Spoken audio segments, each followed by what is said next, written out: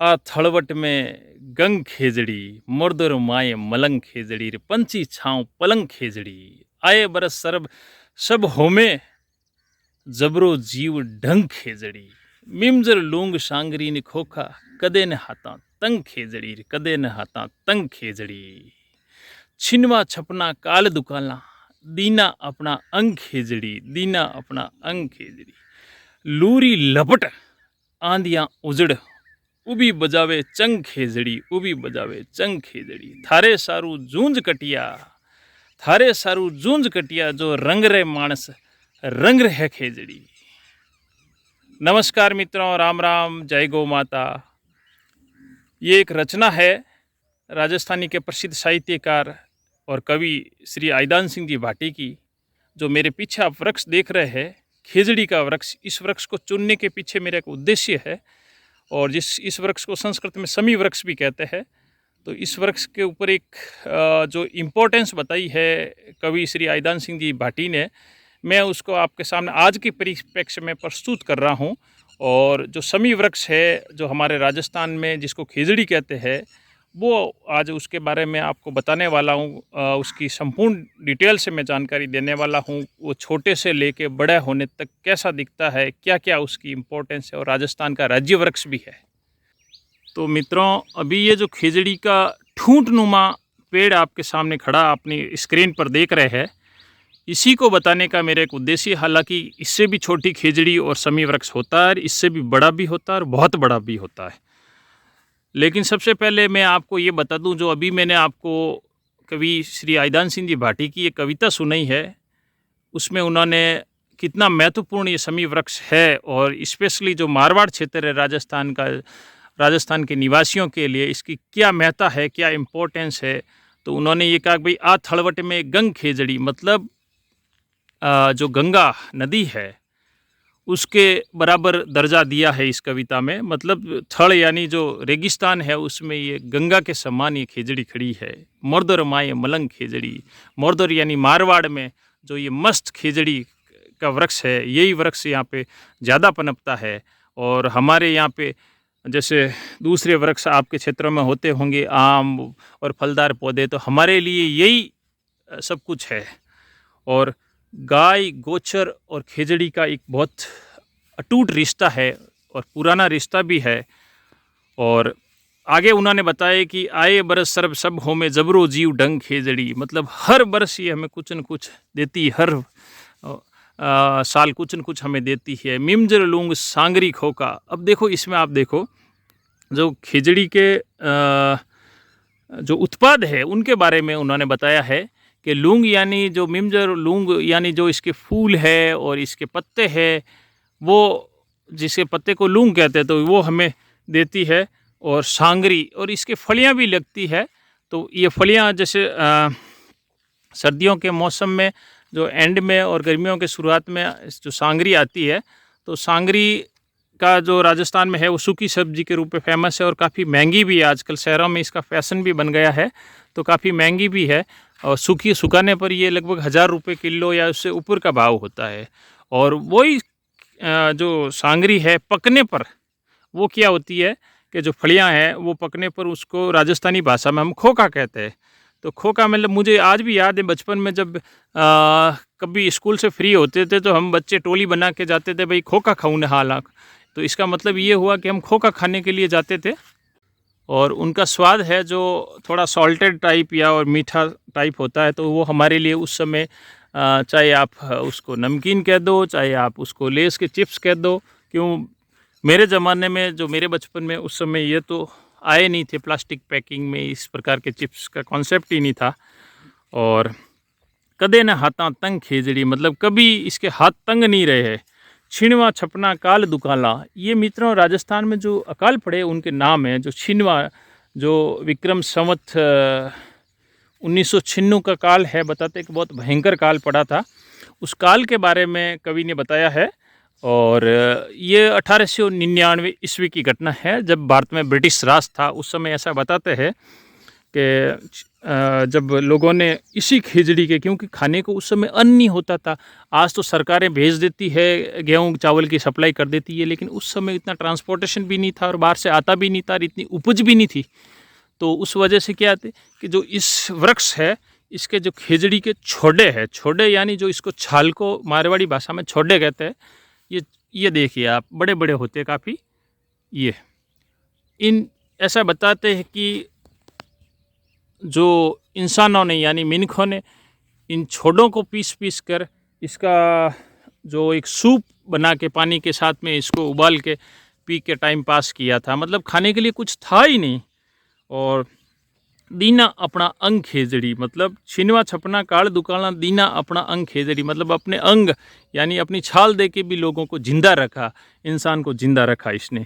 Lurie लपट आंधियाँ उजड़ उभी बजावे चंग खेजड़ी। जब लुएँ चलती है गर्मी में, आंधियाँ उजड़ आंधी चलती है, तो उस समय में भी ये खेजड़ी खड़ी हो रहती है हरी भरी, मतलब उभी बजावे चंग खेजड़ी। चंग एक प्रकार का वाद्य यंत्र है जो आप देख सकते हैं, मतलब जैसे डफली होती है छोटी सी, मूवी में बताते हैं, वो छोटा रूप होता है। और चंग थोड़ा बड़ा, जो फागण के महीने में होली में जब भी बजाते हैं चंग, तो उस समय मतलब यानी कि मस्ती से जो नाच गान होता है उस समय फागुन में, वो तो चंग के साथ ही होता है। तो वो उसके साथ तुलना की है।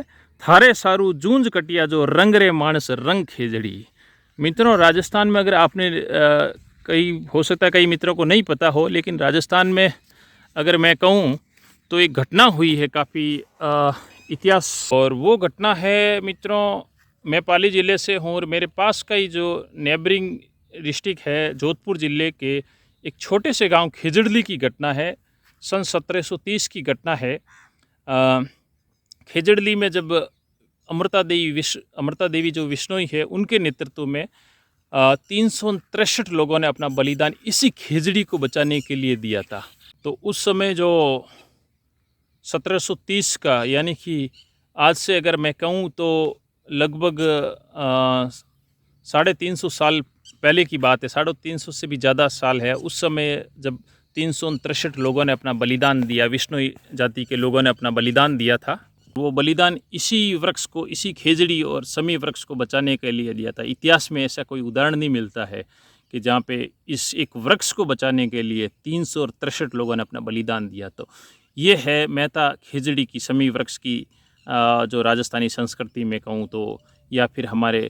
और इससे मित्रों जो गाय के साथ कनेक्शन है, तो हमेशा गोचर भूमि खेजड़ियों से, जो समी वृक्ष से है, वो आच्छादित रहती थी। ज़्यादातर राजस्थान में, आपको पश्चिमी राजस्थान में विशेष तौर पे, हालांकि ये जो समी वृक्ष है, खेजड़ी है, ये आपको राजस्थान के अलावा एमपी के कुछ क्षेत्रों में, उत्तर प्रदेश के भी कुछ क्षेत्रों में कम मात्रा में, हरियाणा में और पंजाब में भी आपको मिल जाती है, गुजरात में भी मिल जाती है। और उसके अलावा शायद मेरे हिसाब से, मेरे नॉलेज में कहीं नहीं है, लेकिन अगर आपके स्टेट में है इसी प्रकार का खेजड़ी वृक्ष, तो ज़रूर आप कमेंट बॉक्स में कमेंट करके बताइए। और मित्रों, ये जो खेजड़ी है, ये ऑटोमेटिकली गोचर भूमि में उगती है। जब गायें चरती है, गाय के गोबर से ये भूमि उपजाऊ रहती है, पोली भूमि रहती है। तो यहाँ पे जो गायें इसके जो खेजड़ी के खोखे नीचे गिरते हैं, वो खा के जो उसका बीज है वो कैरी करती है एक स्थान से दूसरे स्थान से। गोबर के साथ में वो बीज पचता नहीं है, वो वैसा का वैसा निकलता है। तो गायें भी उसमें कहीं न कहीं इस खेजड़ी के वृक्ष को पनपाने में सहयोगी भी है। और आजकल मित्रों, जैसे कमर्शियल लेवल पे कहूँ तो खेजड़ी की कई नई किस्में जोधपुर में, जैसे हमारे जो काजरी है, सेंट्रल एरिड रिसर्च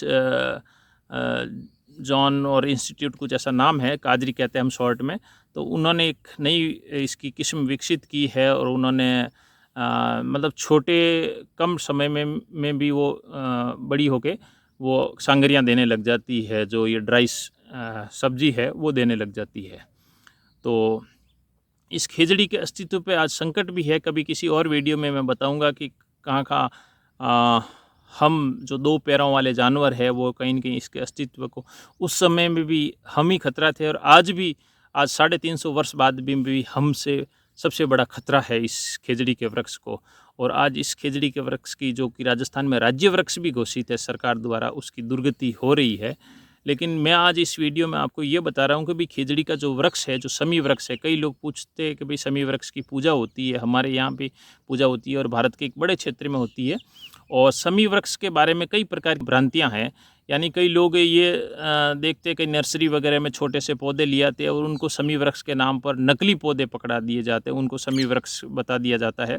और कई जैसे वीडियोज़ मैंने देखे हैं तो वहाँ झूठी जानकारी, काफ़ी भ्रामक जानकारी फैलाते हैं कि भाई खेजड़ी के ये अपने समी वृक्ष ऐसा होता है, इतना मतलब उसको पौधे का रूप दे दिया जाता। हालांकि समी वृक्ष जो ये खेजड़ी का जो पौधा है, बॉटनिकली जिस परिवार में आता है उस परिवार में समी मतलब और भी पौधे आते हैं। तो कुछ क्षेत्रों में खेजड़ी के अलावा भी कुछ पौधों को समी वृक्ष का, लेकिन होता वो मोटे मोटे तौर पे पत्ते वगैरह और दिखने में इसी प्रकार का होता है। छोटा पौधा होता है तो थोड़ा उसका स्वरूप अलग होता है। लेकिन हमारे इधर के अब तो कुछ लोग प्लांटेशन करने लगे हैं, लेकिन बताते हैं कि भाई खेजड़ी बहुत मुश्किल से बड़ी होती है, लेकिन अगर गोचर भूमि में है, खेतों में है और नेचुरली उगी हुई है तो वो उसका पनपने का चांसेस, उसके ग्रोथ के चांसेस बहुत ज़्यादा होते हैं।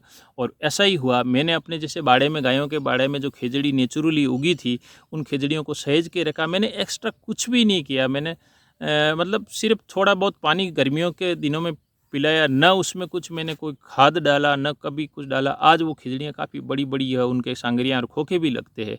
और ऐसे ही गोचर में मैं आपको बताऊंगा आगे इस वीडियो के कुछ हिस्सों में कि जब छोटी होती है तो छोटी होने पर वो खिचड़ी कैसी दिखती है और ऑटोमेटिकली कई सालों तक छोटी हो रहती है। उसके बाद में जो आप मेरे पीछे देख सकते हैं ठूंठ है, ये ठूंठ तो क्या है कि हम जो भेड़ बकरियां चराने वाले हैं उसको वर्ष में 2-2 3-3 बार इसको जो इसकी डाली पत्ते हैं वो नोच नोच के ले लेते हैं, उस वजह से ये ठूंठ खड़ा, बाकी ऐसी होती नहीं है।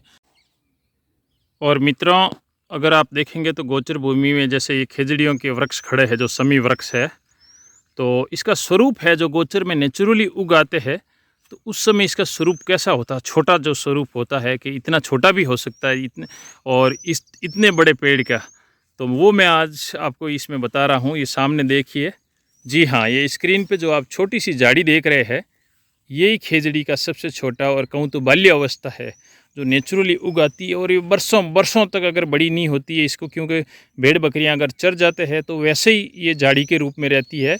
और हम राजस्थानी भाषा में इस झाड़ी को बांटका कहते हैं, मतलब ये बांटका के रूप में ये खड़ी रहती है गोचर में।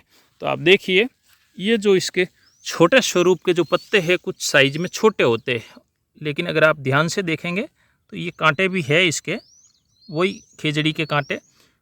और खेजड़ी में भी इसके 2 अलग अलग प्रकार होते हैं मित्रों, कुछ के कांटे ज़्यादा होते हैं, कुछ के कम होते हैं, लेकिन कांटे ज़रूर होते हैं।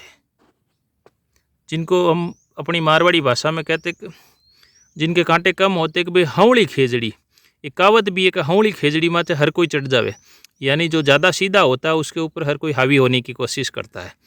तो ये कांटे हैं इसके, आप देख सकते हैं इस प्रकार के कांटे होते हैं और पत्ते भी इस प्रकार के होते हैं। लेकिन खेजड़ी का एक नर स्वरूप भी होता है जिसको खेजड़ा कहते हैं, वो साइज में बड़ा होता है और जिसके पत्ते भी कुछ बड़े होते हैं, थोड़े गहरा हरे रंग लिए हुए होते हैं।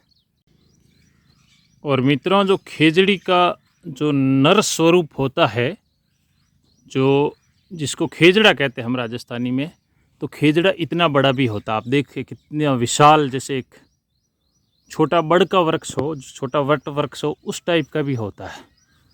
आप देख सकते हैं ये। और ये हमारे गांव में जैसे जो लोक देवता है भैरू जी, जिसको कई जगह खेतला जी भी कहते हैं, खेतला जी कहकर पूजे जाते हैं, उनके स्थान पर एक बड़ा खेजड़ा है। पास में एक नीम का वृक्ष भी है आगे, लेकिन खेजड़े का वृक्ष आप देख सकते हैं कितना मोटा इसका तना होता है। और हमेशा जो लोक देवता होते हैं और लोक देवताओं के जो थान होते हैं, यानी मंदिर, राजस्थानी में थान कहते हैं, वो थान भी लगभग खेजड़े के आसपास या खेजड़े के नीचे ही बनाए जाते हैं। ये हमारी परंपरा रही है। और इसमें हमेशा मित्रों इस बात का ध्यान रखा जाता है कि इस खेजड़े को कभी भी, एक बार भी इसके जो लूंग है, जिसके पत्ते हैं, वो कभी भी बकरियों या भेड़ों को खिलाने के लिए कभी भी काटा नहीं जाता। जीवन में कभी भी ये काटा नहीं जाता, इसी वजह से कहीं न कहीं मुझे ये लगता है कि हमारी संस्कृति और लोक देवताओं को के साथ में इसका कनेक्शन स्थापित होने की वजह से ये आज तक बचा हुआ है, अन्यथा इसकी भी हालत खेजड़ियों की तरह हो जाती। तो ये काफ़ी बड़ा होता है खेजड़ा, और इसके जो पत्ते होते हैं वो थोड़े से साइज़ में हल्के से बड़े होते हैं। और मित्रों देखिए आप, जो खेजड़े के, ये जो खेजड़ी का नर स्वरूप खेजड़ा है उसके पत्तों की साइज़ भी थोड़ी बड़ी होती है खेजड़ी की अपेक्षा करता। अगर मैं तुलना करूं तो आप ये देख सकते हैं। कुछ पत्ते मैं आपको बताता हूं। ये जो पत्ते हैं आप देखिए, ये जो खेजड़े के पत्ते हैं ये थोड़े से गहरे रंग में होते हैं, और ये देखिए साइज़ थोड़ी बड़ी होती है इनकी।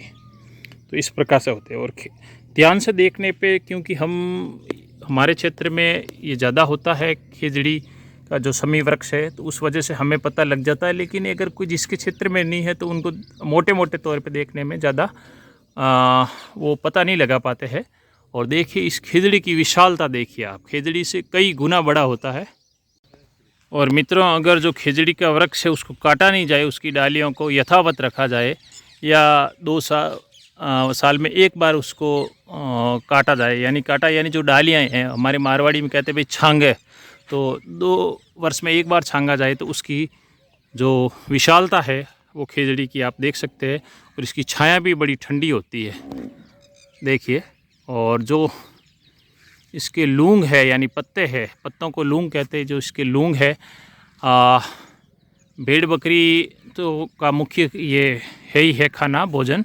और लेकिन इसके अलावा भी अगर कहूँ तो मारवाड़ क्षेत्र में, जो राजस्थान में अकाल पड़ते रहते हैं, यानी वर्षा की हमेशा कमी होती है, तो उस वजह से क्या है कि